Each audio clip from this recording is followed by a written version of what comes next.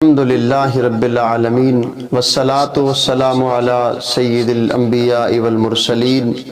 اما بعد فاعوذ باللہ من الشیطان الرجیم بسم اللہ الرحمن الرحیم اللہم صلی علی محمد النبی الامی وعلی آلہ وصحبہ وبارک وسلم تسلیما۔ آج کا ہمارا موضوع شان صدیق اکبر رضی اللہ تعالی عنہ۔ حضرت سیدنا ابو بکر صدیق رضی اللہ تعالی عنہ کائنات کی وہ عظیم ہستی ہیں، اور اللہ جل وعلا نے آپ کو وہ مرتبہ اور مقام عطا فرمایا کہ جو انبیاء اور رسول کے بعد اس کائنات میں کسی کو نہ ملا۔ عاشقوں کے امام اہل سنت مجدد دین و ملت الشاہ امام محمد رضا خان فاضل بریلوی آپ سیدنا صدیق اکبر رضی اللہ تعالی عنہ کی شان کچھ ان الفاظ سے بیان کرتے ہیں۔ فرماتے ہیں کہ سایہ مصطفیٰ مایہ اصطفیٰ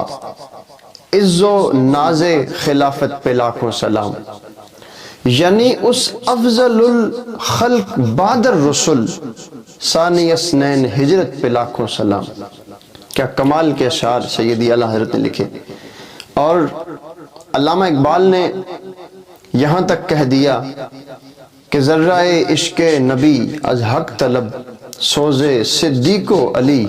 از حق طلب۔ اور کسی شاعر نے وہ کمال کے وہ اشعار پیارے کہے کہ صدیق عکس حسن کمال محمد است،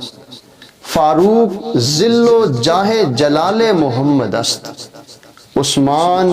ضیاء شمع جمال محمد است، حیدر بہار باغ خصال محمد است۔ سیدنا صدیق اکبر رضی اللہ تعالی عنہ آپ کی ذات مقدسہ وہ عظیم ذات ہے کائنات میں کہ اللہ تعالیٰ نے آپ کو وہ مرتبہ وہ مقام دیا کہ آپ تمام کائنات میں نبیوں اور رسولوں کے بعد سب سے افضل ترین ہستی اور ذات مقدسہ سیدنا صدیق اکبر کی ہے۔ حضرت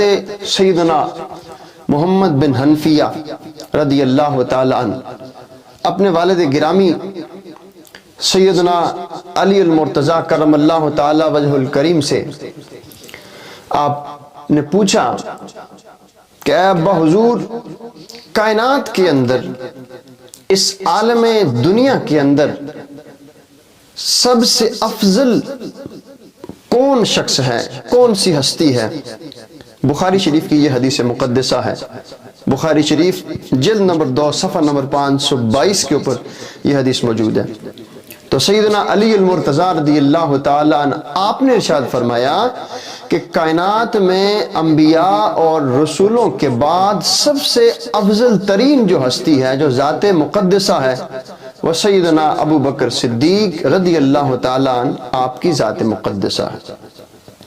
اور اس کے بعد قرآن مجید کے اندر اللہ تعالیٰ نے سیدنا صدیق اکبر رضی اللہ تعالیٰ عنہ کی آپ کے مناقب میں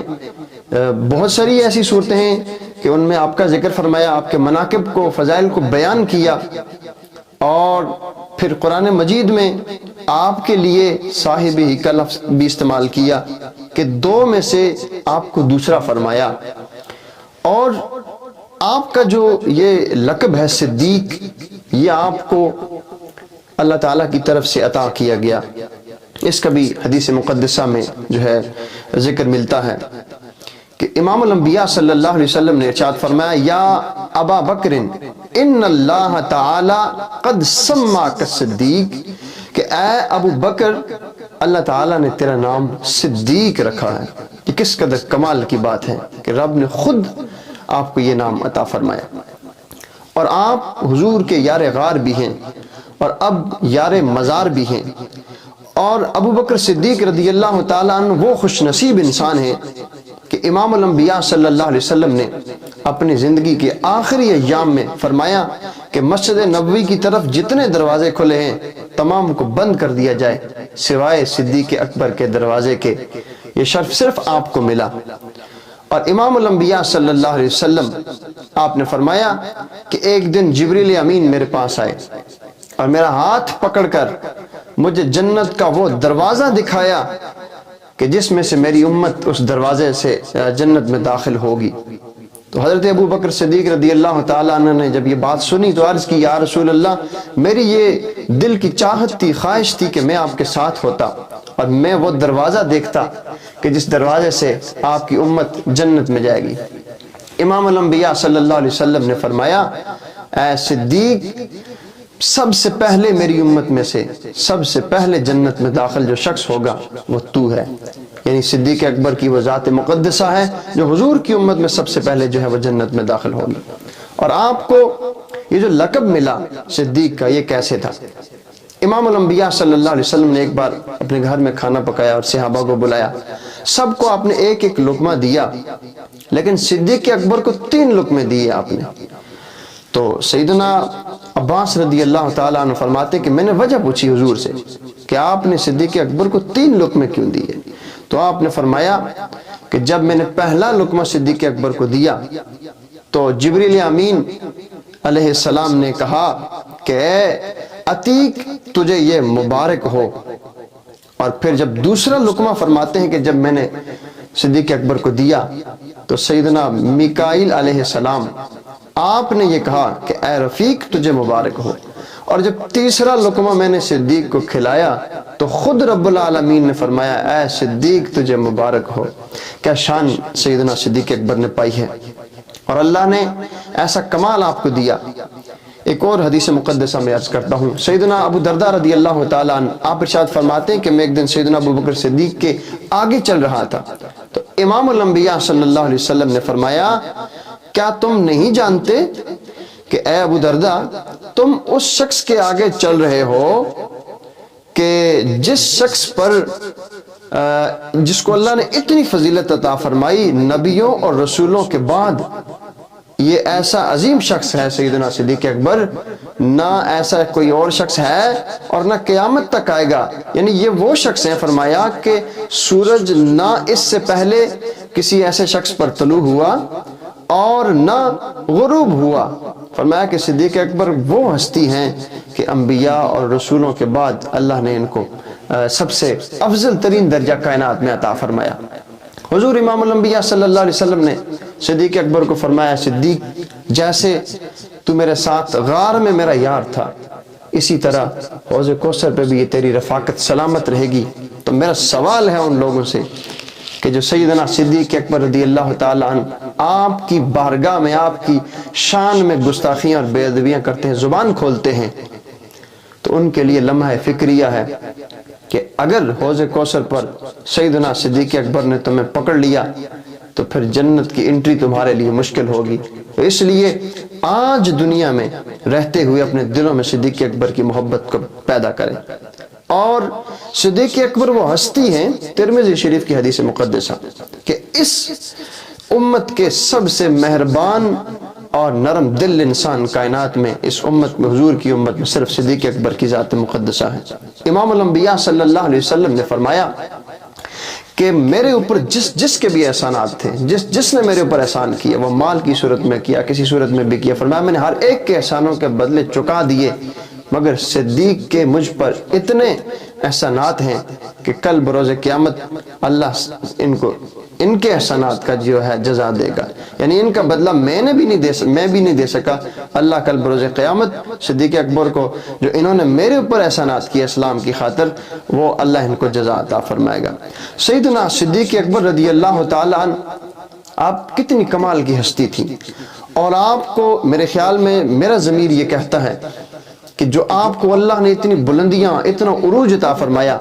اس کی بیسک طور پر ایک وجہ تھی کہ آپ پہلے دن سے لے کر آخری دن تک حضور کی عزت اور ناموس پہ پہرا دیتے گئے۔ اللہ نے وہ عزتیں، وہ شانیں، وہ رفتیں، وہ بلندیاں عطا فرمائی کہ کائنات میں اس کا ثانی کوئی نہیں۔ اور سیدنا صدیق اکبر نے جیسے کہ ختم نبوت پہ جنگ کر کے بتایا مسلمہ کذاب کے خلاف کہ ختم نبوت پر کس طرح پہرا دیا جاتا ہے، وہ ہمیں سیدنا صدیق اکبر نے سکھایا۔ اور صدیق اکبر کی وہ ہستی تھی کہ امام الانبیاء سے اتنا پیار تھا کہ آپ کا جو وصال ہوا وہ بھی حضور کے جو آپ کا وصال تھا اسی غم میں آپ کا جو ہے وصال ہوا، کہ حضور صلی اللہ علیہ وسلم ظاہری دنیا سے تشریف لے گئے تو آپ پریشان تھے اور ہر وقت غم زدہ رہتے تھے، اسی غم میں آپ کا جو ہے وہ وصال ہوا۔ اور اس کے بارے میں روایات بھی ملتی ہیں۔ سیدنا صدیق اکبر رضی اللہ تعالیٰ عنہ وہ ہستی ہیں کہ جنہوں نے حضور کی ظاہری حیات مقدسہ میں 17 نمازیں جو ہیں حضور کے مصلی پہ کھڑے ہو کر آپ نے پڑھائیں، اور آپ کا وصال حضور کے غم میں ہوا۔ اور وجہ کیا تھی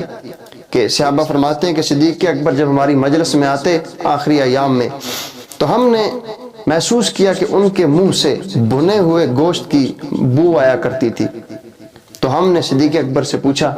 کہ اے صدیق، کیا آپ مسواک نہیں کرتے، آپ دانت صاف نہیں کرتے، آپ کے منہ سے بنے ہوئے گوشت کی بو آ رہی ہے؟ تو سیدنا صدیق اکبر نے فرمایا، اے حضور کے جانثاران صحابہ کرام، ایسا نہیں ہے کہ حضور کا ظاہری دنیا سے وصال ہوا تو عمر نے تلوار اٹھا لی،